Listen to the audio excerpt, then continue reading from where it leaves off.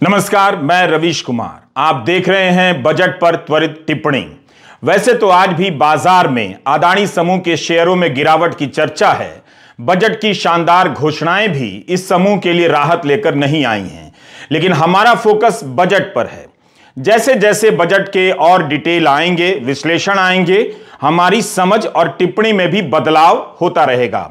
इसलिए हमने इसे त्वरित टिप्पणी का नाम दिया है। यह पहला हिस्सा है, पार्ट 1।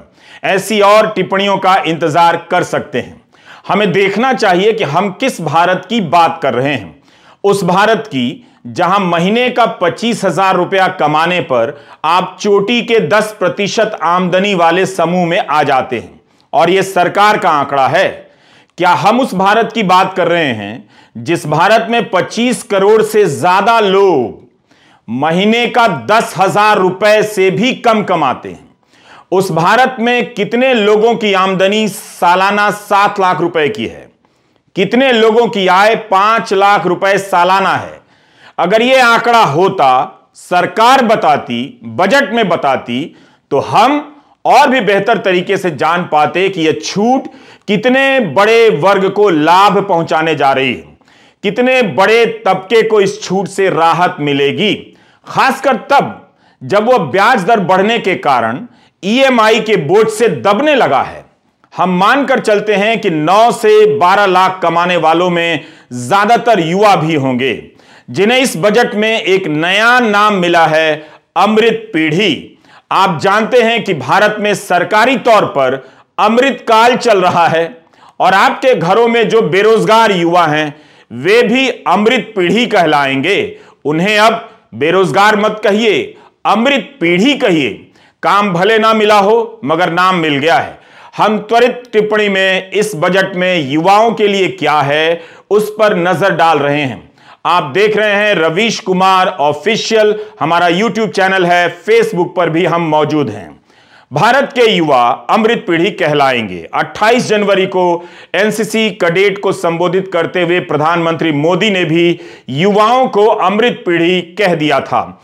अमृत का संबंध अमर होने से होता है, सत्य और पवित्रता से होता है, लेकिन युवाओं के आसपास बनते और बिगड़ते अवसरों को देखिएगा तो अमृत कम, विष ज्यादा नजर आता है।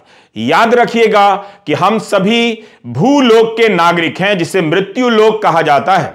हम में से कोई भी अमर नहीं है, मगर अमरत्व के बिना अमृत की बात हो सकती है? कैसे हो सकती है? खैर, अब जब हो रही है तो इसे स्वीकार कर लेते हैं। तो हमारे युवा अमृत पीढ़ी के कहे जाएंगे। उनके जीवन में अमृत कितना है जल्दी से बताता हूं, आप त्वरित टिप्पणी देखते रहिए।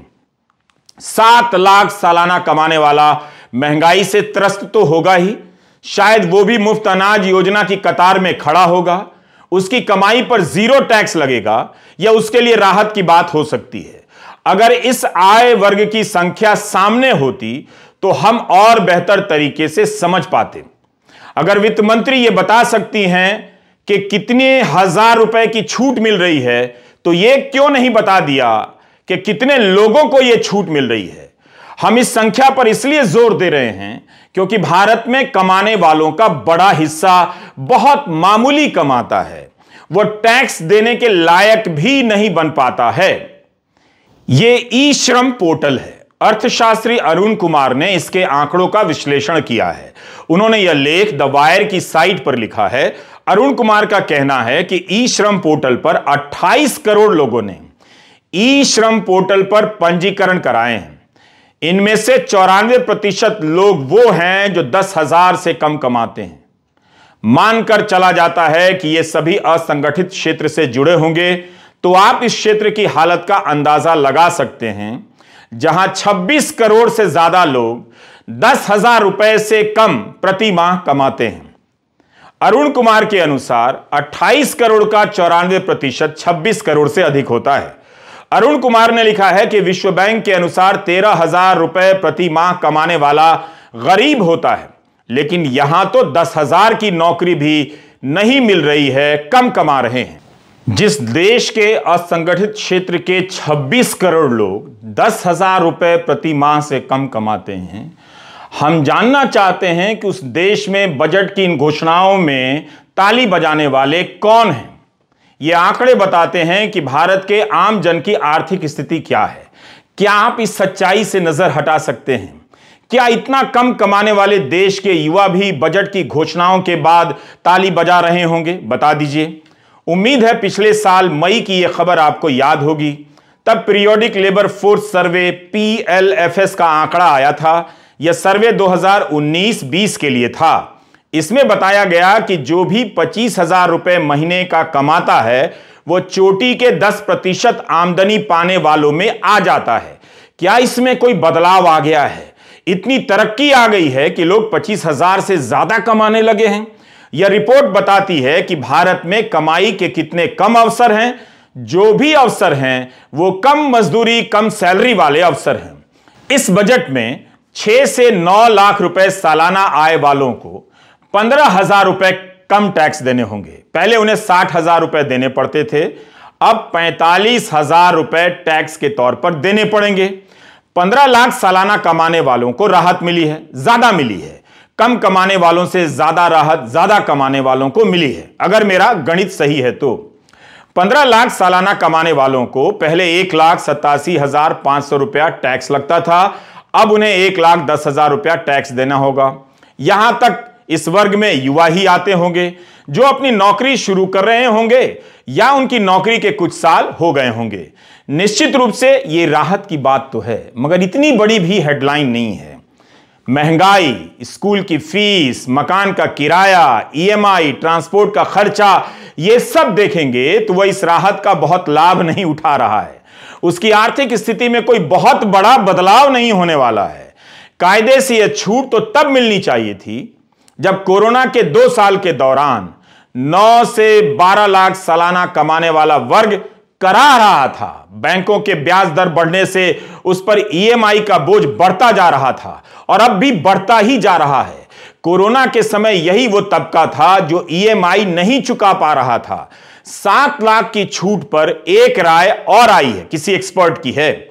इस बजट में कहा गया है कि नई टैक्स व्यवस्था में 7 लाख की सालाना आय तक कोई टैक्स नहीं लगेगा, मगर अतिरिक्त राय, अलग राय यह है कि पुरानी व्यवस्था में तमाम छूट मिलाकर वैसे भी 7 लाख की आमदनी पर टैक्स नहीं लगता था, क्योंकि 5 लाख तक तो वैसे ही छूट थी और उसके अलावा 1.5 लाख की छूट दी जाती थी।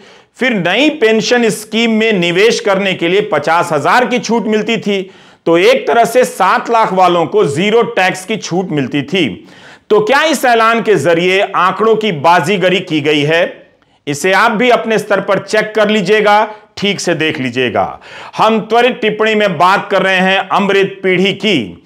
इस बजट में युवा पीढ़ी को नया नाम मिला है, अमृत पीढ़ी का। भारत के युवाओं के जीवन में कितना अमृत है, कितना विष है, वही जानते होंगे।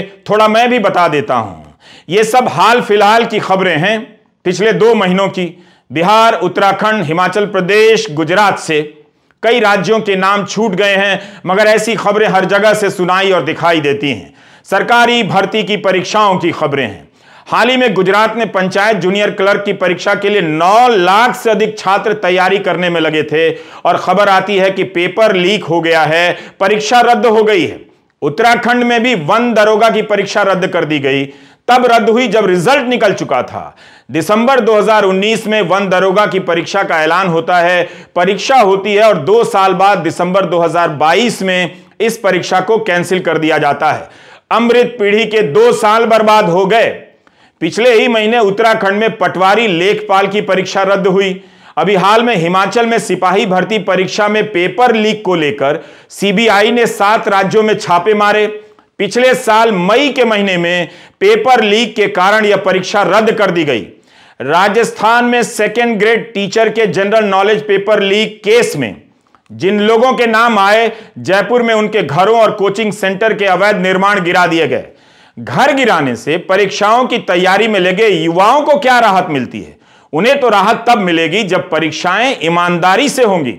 क्या यह अमृतकाल की तस्वीर हो सकती है? इन खबरों को देखकर कौन कह सकता है कि भारत की युवा पीढ़ी अमृत पीढ़ी हो गई है? तो आप देख रहे हैं बजट पर हमारी त्वरित टिप्पणी। अमृत पीढ़ी से पूछ लीजिए कि रोजगार की क्या हालत है। जिस देश के युवाओं को ईमानदार परीक्षा व्यवस्था ना मिलती हो, उसे अमृत पीढ़ी कहना अमृत का ही अपमान है। धर्म की राजनीति में फंसे युवाओं को पता ही नहीं चलेगा कि अमृत पीढ़ी कहकर उनका अपमान किया गया है।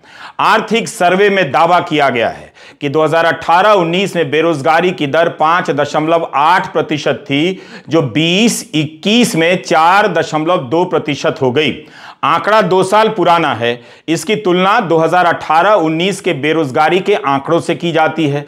सर्वे में 21-22 या 22-23 के लिए बेरोजगारी दर का कोई डेटा नहीं दिया गया है।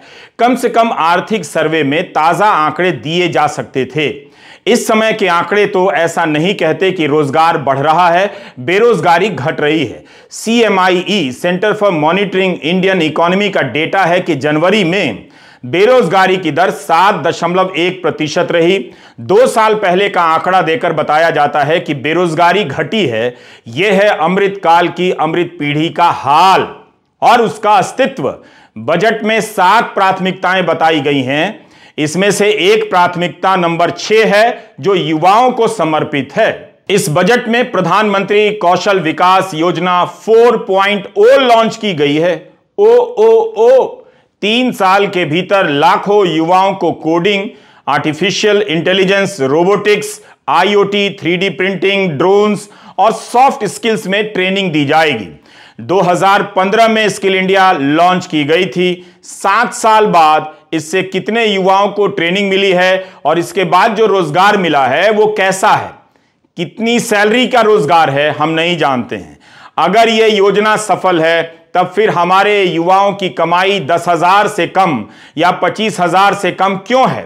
राज्यों में 30 नए इंटरनेशनल स्किल सेंटर बनाने की बात हुई है, ताकि बाहर के देशों में जो अवसर हैं उसका लाभ हमारे युवा उठा सकें।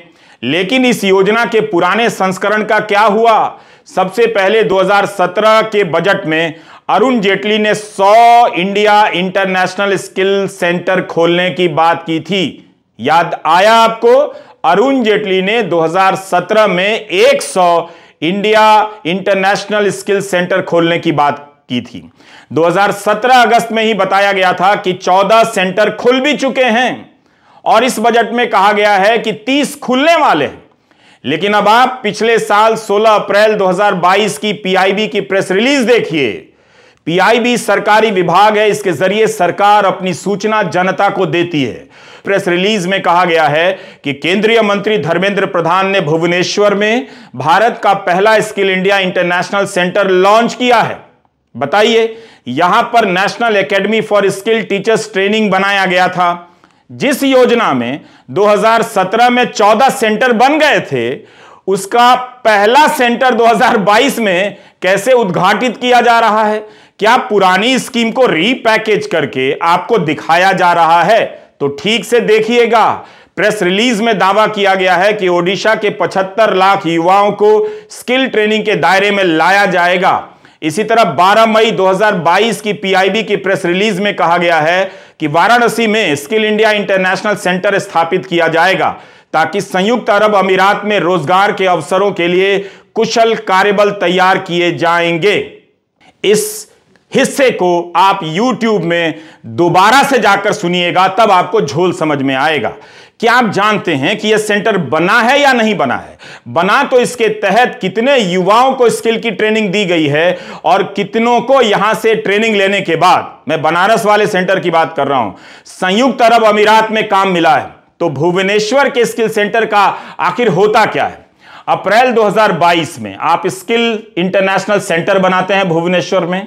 अब 19 दिसंबर 2022 को भाजपा की भुवनेश्वर से सांसद अपराजिता सारंगी के सवाल के जवाब में केंद्रीय मंत्री राजीव चंद्रशेखर का लोकसभा में जवाब देखिए। उनके सवाल के जवाब में, अपराजिता सारंगी के सवाल के जवाब में मंत्री का जवाब देखिए। सेंटर में नामांकन का आंकड़ा मांगा गया तो मंत्री जी कहते हैं कि अभी तक केंद्र में छात्रों का नामांकन शुरू नहीं हुआ है। क्या आपको यह बताया जाता है?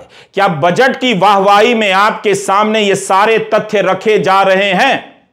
अमृत पीढ़ी को घोषणाओं का अमृत मिल रहा है या अवसरों का अमृत मिल रहा है, या अमृत के नाम पर विष दिया जा रहा है? 2022 में लोकसभा में सरकार का जवाब देखिए। सरकार से पूछा गया है कि प्रधानमंत्री कौशल विकास योजना के तहत ट्रेनिंग लेने वाले कितने युवाओं को विदेशों में नौकरी मिली है। तब केंद्रीय मंत्री राजीव चंद्रशेखर जवाब देते हैं कि मंत्रालय इस तरह का आंकड़ा नहीं रखता है। अरे आप आंकड़ा बताएंगे तो कितनी तारीफ होगी, क्यों नहीं रखते हैं? क्या यह आंकड़ा भी असंभव है? यह तो पता ही होता है कि कितने लोगों को बाहर काम मिल रहा है, जब कितने छात्र विदेशों में पढ़ने जाते हैं। इसका आंकड़ा हो सकता है। कितने लोग भारत छोड़कर विदेशों में बसने जाते हैं, इसका आंकड़ा हो सकता है। तो इसका क्यों नहीं हो सकता कि प्रधानमंत्री कौशल विकास योजना के तहत ट्रेनिंग लेकर कितने युवाओं को विदेशों में नौकरी मिली है। इंटरनेशनल स्किल सेंटर कब लॉन्च हुआ था, कितने सेंटर की बात हुई थी, तो हम ये सब सवाल अपनी त्वरित टिप्पणी में उठा रहे हैं। हम अमृत पीढ़ी के नाम पर बहुत ज्यादा गदगद नहीं हैं। हम युवाओं से पूछना चाहते हैं कि आपको अमृत पीढ़ी का नाम देकर झांसा दिया जा रहा है या कोई नया सपना दिखाया जा रहा है। हम नहीं जानते कि वाराणसी और भुवनेश्वर में स्किल इंटरनेशनल सेंटर बनाने की खबरें छपी हैं, उनके क्या नतीजे निकले हैं। सरकार को इस पर जानकारी देनी चाहिए। बजट में 7 प्राथमिकताएं तय की गई हैं। युवाओं के लिए प्राथमिकता नंबर 6 में ऐलान हुआ है। प्रधानमंत्री ने 2024 तक 10 लाख भर्तियां करने की बात कही थी। इस बजट में इस संख्या का उल्लेख तक नहीं है, जबकि वित्त मंत्री ने 740 एकलव्य मॉडल स्कूलों के लिए अगले 3 साल में 38,800 शिक्षकों और सपोर्ट स्टाफ की बहाली की बात कही है। तो अन्य विभागों में भी बहाली की बात इस बजट में कही जा सकती थी। रोजगार कितने लोगों को मिलेगा, इसकी संख्या दी जा सकती थी। अब हम आते हैं स्टाइपेंड वाली बात पर। इसकी संख्या बताई गई है ताकि अमृत पीढ़ी को इसका सपना दिखाया जा सके। यही हम कह रहे हैं कि अमृत पीढ़ी के नाम पर युवाओं को झांसा दिया जा रहा है या कोई नया सपना दिखाया जा रहा है। कुछ मिल नहीं रहा है तो स्टाइपेंड मिल रहा है, ऐसा कुछ सपना है क्या? वित्त मंत्री ने कहा है कि अगले 3 साल में 47 लाख युवाओं को स्टाइपेंड यानी भत्ता दिया जाएगा। यह पैसा इन्हें अलग अलग कौशल ट्रेनिंग के दौरान दिया जाएगा। अब आप इस प्रेस रिलीज को ध्यान से देखिए।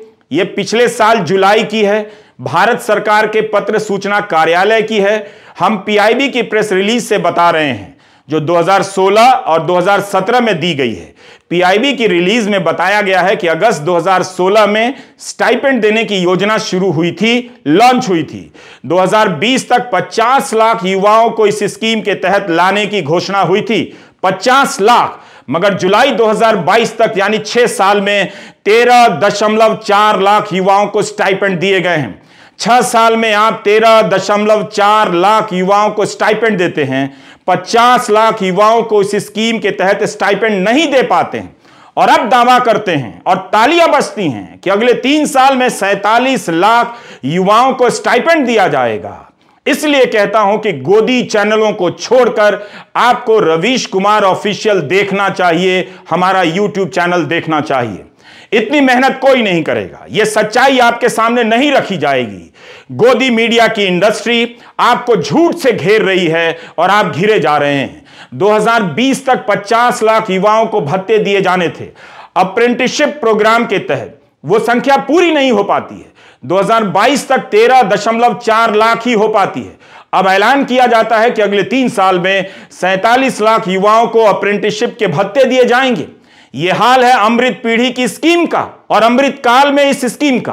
क्या मोदी सरकार 2024 के चुनाव में युवाओं के बीच रोजगार के आंकड़े की जगह स्टाइपेंड यानी भत्ता देने के आंकड़ों को लेकर जाना चाहती है? जिन्हें रोजगार चाहिए उन्हें ट्रेनिंग और भत्ते के नाम पर टहलाया जा रहा है। कौन नहीं जानता है कि इस देश में नौकरी की हालत खराब है। ज्यादातर नौकरियां कम पैसे की हैं, सरकारी भर्तियां कम होती जा रही हैं। क्या इस वजह से स्टाइपेंड का फॉर्मूला निकाला गया है? आप देख रहे हैं बजट पर हमारी त्वरित टिप्पणी पार्ट 1। और भी टिप्पणियां आएंगी। नमस्कार, मैं रवीश कुमार।